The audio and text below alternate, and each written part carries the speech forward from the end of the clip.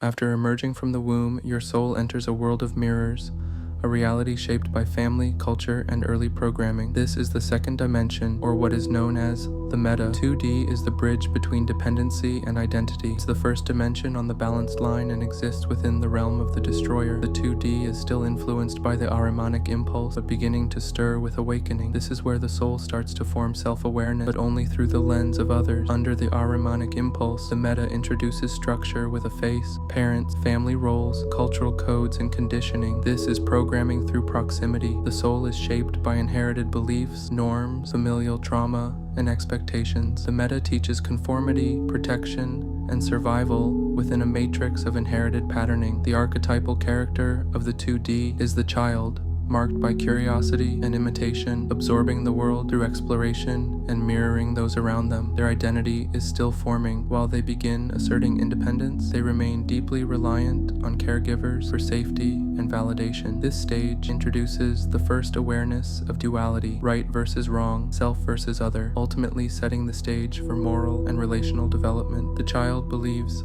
I am what others reflect to me. 2D is symbolized by a cube within a cube, or Metatron's cube, a geometric representation of patterned containment. It signifies the soul nested within family, culture, tradition, a world made of inherited scaffolding with limited windows to the outside. This is where early conditioning gets installed. Specific identity masks begin to be projected onto the child, as well as beliefs about safety, love, self-worth, and others. Biased conditioning begins to take shape. As a child, your worldview is inherited by your tribe or the closest people around you, who often still carry 2D and 3D programming of their own, programs that were instilled into them by their 2D environment. You learn what is correct, normal, or acceptable, not through lived truth, but through the lens of survival, the need for approval, and whatever conditions seem safest for your growth. These early adaptations become the building blocks of identity and what you will bring into your 3D awareness. But here's the paradox. While you're beginning to feel like you, that you is still mostly formed from other people's unresolved patterns. Many adults are still living from a 2D frequency, operating from childhood programming that was never updated. Soul evolution stalls here when identity is confused with conditioning. For many, this is where the journey pauses, mistaking inherited conditioning for authentic selfhood. Stay unaware,